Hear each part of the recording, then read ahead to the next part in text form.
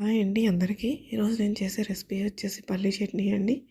నేను ముందుగా 5 పచ్చిమిరపకాయలు, ఒక 5 గుప్పిళ్ళు పల్లీలు తీసుకున్నానండి.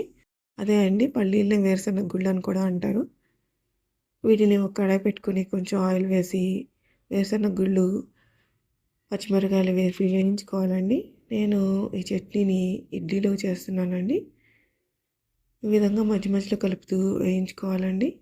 ఇది ఇడ్లీ, దోశ, బోండా, గారి వీటన్నిటిలోకి బాగుంటుందండి. నేనైతే ఈరోజు ఇడ్లీలోకి చేస్తున్నాను.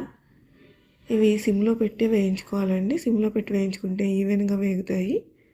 ఇదిగోండి ఈ కలర్ లైట్ గోల్డిష్ కలర్ వస్తే సరిపోతుంది. ఇంకా స్టవ్ ఆఫ్ చేసుకుని వీటిని ఒక మిక్సీ జార్లోకి తీసుకుందాం.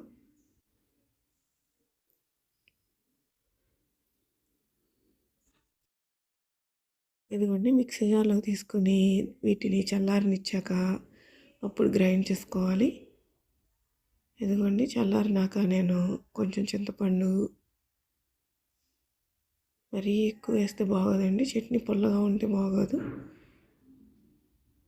ఉప్పు, ఒక 1/2 టీ స్పూన్ జీలకర్ర, ఒక 5-6 వెల్లుల్లి రెబ్బలు వేసుకోవాలండి.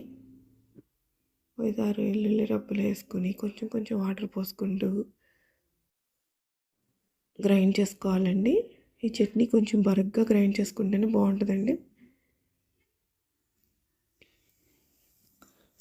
కొంచెం కొంచెం వాటర్ పోస్తే ఇదిగోండి ఇలా గ్రైండ్ చేసేసుకోవాలి.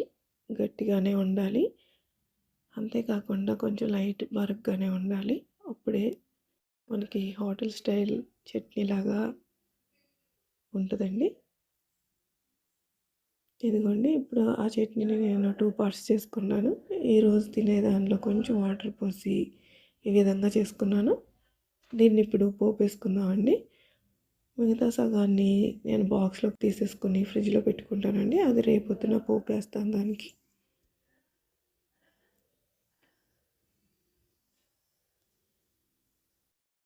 ఇదిగోండి ఇది గట్టి చట్నీ అండి. ఇది ఫ్రిడ్జ్లో పెట్టేసుకుని రేపొద్దున పోపు వేసుకుంటాను. ఇదిగోండి ఆవాలు, జీలకర్ర, ఎండుమిరపకాయలు, పచ్చిశనగపప్పు, మినప్పప్పు అండి, కరివేపాకు కూడా వేసేసుకుని ఫ్రై చేసుకుని ఇంకా చట్నీలో వేసేసుకోవటమేనండి. అంతేనండి, చట్నీ రెడీ అయిపోయింది.